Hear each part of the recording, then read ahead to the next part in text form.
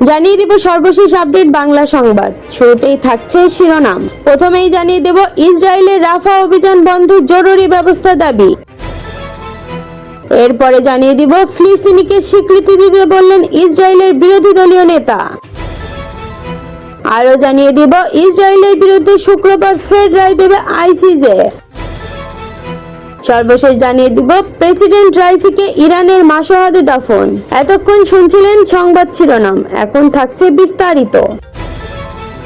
ফিলিস্তিনি জনগণের সুরক্ষা নিশ্চিত করতে গাজায় এবং বিশেষ করে রাফায় ইসরায়েলের অভিযান বন্ধে আন্তর্জাতিক ন্যায় বিচার আদালতের কাছে জরুরি ব্যবস্থা চেয়ে গত সপ্তাহে আবেদন করেছে দক্ষিণ আফ্রিকা। ইসরায়েলের বিরুদ্ধে গণহত্যার অভিযোগ এনে এই আদালতের কাছে মামলা করেছিল দেশটি। সেই বৃহত্তর মামলার অংশ হিসেবেই দেশটি পরে রাফায় অভিযান বন্ধের জরুরি ব্যবস্থা চেয়েছে।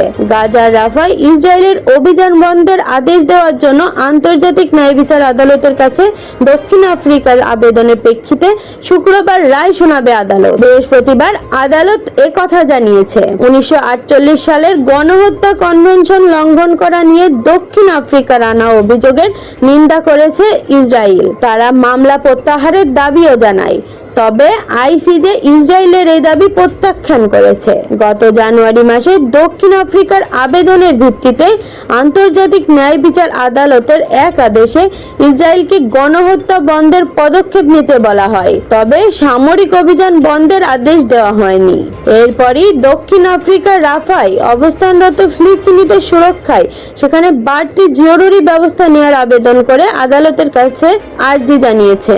এছাড়া দক্ষিণ আফ্রিকার পক্ষ থেকে আদালতের কাছে আরেকটি আদেশ চাওয়া হয়েছে, যাতে ইসরায়েল গাজায় জাতিসংঘ এবং মানবিক সহায়তা সরবরাহকারী সংস্থা, সাংবাদিক এবং তদন্তকারী অবাধে প্রবেশাধিকার দেয় সেই মর্মে। গত 7 অক্টোবর ইসরায়েল গাজার হামলা শুরু করে। হামলায় গাজার স্বাস্থ্য মন্ত্রণালয়ের হিসাব অনুযায়ী এই পর্যন্ত 35,000-এর বেশি ফিলিস্তিনি নিহত হয়েছে।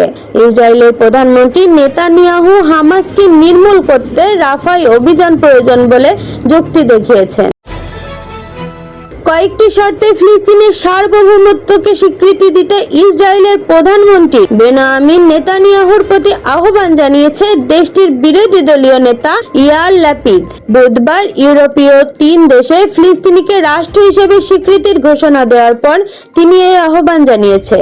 আগামী 28 মে ফিলিস্তিনিকে রাষ্ট্র হিসেবে স্বীকৃতি দেওয়ার ঘোষণা দিয়েছে নরওয়ে, স্পেন ও আয়ারল্যান্ড। বুধবার দেশগুলোর নেতারা বলেছে মধ্যপ্রাচ্যে শান্তির জন্য তাদের দেশ আনুষ্ঠানিকভাবে ফিলিস্তিনিকে স্বীকৃতি দেবে।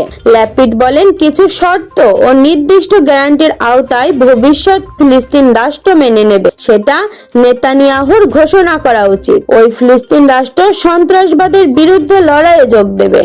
তবে এসব শর্ত ও গ্যারান্টি সম্পর্কে সংবাদ সম্মেলনে বিস্তারিত বলেননি তিনি। এই সময় ইসরায়েলের উগ্র ডানপন্থী নিরাপত্তা মন্ত্রী বেন গ্যাভির সমালোচনা করে এই বিরোধী নেতা বলেছেন, তিনি নেতানিয়াহুকে ফিলিস্তিনিকে রাষ্ট্র হিসেবে স্বীকৃতি দেওয়ার অনুমতি দেবে না।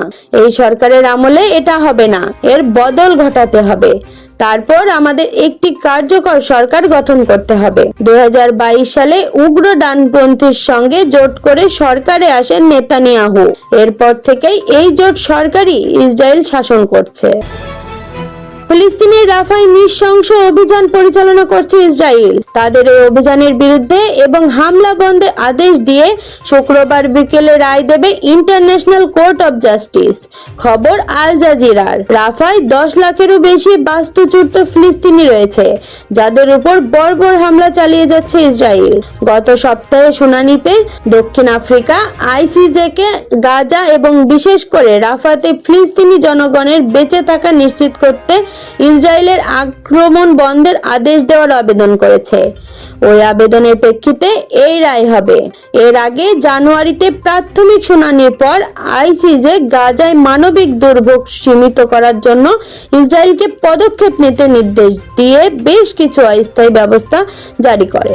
এর আগে জানুয়ারিতে প্রাথমিক শুনানির পর আইসিজে গাজায় মানবিক দুর্ভোগ সীমিত করার জন্য ইসরায়েলকে পদক্ষেপ নিতে নির্দেশ দিয়ে বেশ কিছু অস্থায়ী ব্যবস্থা জারি করে। গত বছর 7 অক্টোবর থেকে এই পর্যন্ত গাজায় অভিযানের নামে গণহত্যা চালিয়ে যাচ্ছে ইসরায়েল। ইরানের প্রেসিডেন্ট সাইয়েদ ইব্রাহিম রাইসির লাশ মাশহাদে ইমাম রেজার মাজার কমপ্লেক্সে দাফন করা হয়েছে। বৃহস্পতিবার প্রেসিডেন্টকে শেষ বিদায় জানাতে মাশহাদ পরিণত হয়েছিল জনসমুদ্রে। খবর রেডিও তেহরান, এপি, আল জাজিরার। প্রেসিডেন্ট রাইসির জন্ম বেড়ে ওঠা ইরানের উত্তর পূর্বাঞ্চলীয় মাশহাদ শহরে। মৃত্যুর 4 দিন পর বৃহস্পতিবার মাশহাদেই জানাজা শেষে শিয়াদের অষ্টম ইমাম রেজার মাজারে তাকে লাশ দাফন করা হয়। ইরানের রাইসি হলেন প্রথম রাজনীতিবিদ যাকে এই মাজারে দাফন করা হলো। এর মধ্যে দিয়ে সাবেক প্রেসিডেন্টকে অভূতপূর্ব শ্রদ্ধা জানানো হয়েছে। সাধারণ মানুষের পাশাপাশি রাইসির জানাজায় বিভিন্ন দেশের নেতা, রাষ্ট্রপতি, রাষ্ট্রদূত এবং আন্তর্জাতিক ব্যক্তিত্ব অংশ নেন। রাইসিকে শেষ বিদায় জানাতে সকাল থেকেই রাজধানীর তেহরান থেকে 750 কিলোমিটার পূর্বে অবস্থিত মাশহাদে জড়ো হতে থাকেন লাখো মানুষ। শহরের রাস্তায় রাইসির বড় বড় ছবি, কালো পতাকা এবং শিয়াদের নানা প্রতীক টানানো হয়। হেলিকপ্টার দুর্ঘটনায় নিহত প্রেসিডেন্ট রাইসির মরদেহ ইরানের দ্বিতীয় বৃহত্তম শহর মাশহাদে পৌঁছানোর পর শেষ বিদায় জানাতে জনসমুদ্রে কান্নায় ভেঙে পড়ে। এই সময় লাখ লাখ জনতা, সবার হাতে হাতে ছিল প্রেসিডেন্ট রাইসির ছবি এবং বিভিন্ন বক্তব্যে লেখা প্লেকার্ড। শোকার্ত ইরানিরা সবাই বুক এবং মাথা চাপড়ে প্রিয় নেতার জন্য শোক প্রকাশ করেন। এর আগে বৃহস্পতিবার সকালে দক্ষিণ খোরাসান প্রদেশের বিরাজান্দে নেওয়া হয় রাইসির মরদেহ। সেখানেও তাকে শ্রদ্ধা জানান সাধারণ মানুষ। এছাড়া ইরানের পররাষ্ট্রমন্ত্রী হোসেইন আমির আব্দুল্লাহিয়ানের লাশ বৃহস্পতিবার তেহরানের অদূরে রেই শহরের ইমামজাদা আব্দুল আজিমের মাজার এলাকায় দাফন করা হয়েছে। রেই শহরেও তার শেষ বিদায় অনুষ্ঠানে হাজার হাজার মানুষ অংশ নেন। সোমবার সকালে পূর্ব আজারবাইজান প্রদেশে পাহাড়ি ও তুষারবৃত এলাকায় ইরানি প্রেসিডেন্টকে বহনকারী হেলিকপ্টারের ধ্বংসাবশেষ খুঁজে পায় অনুসন্ধানী দল। দুর্ঘটনায় নিহত হন ইরানের প্রেসিডেন্ট ইব্রাহিম রাইসি, পররাষ্ট্রমন্ত্রী হোসেইন আমির আব্দুল্লাহিয়ান, পূর্ব আজারবাইজানের গভর্নর মালেক রহমতি, পূর্ব আজারবাইজান ইরানের সর্বোচ্চ নেতার প্রতিনিধি মোহাম্মদ আলী আলে হাশেম, প্রেসিডেন্ট গার্ডের প্রধান মেহেদি মুসাভি। প্রাণ হারিয়েছেন হেলিকপ্টারের পাইলট, কো-পাইলটও। আজকের খবর এই পর্যন্তই। পরবর্তী খবর সবার আগে পেতে বিবিসি ওয়ার্ল্ড নিউজ চ্যানেলটি সাবস্ক্রাইব করে রাখুন।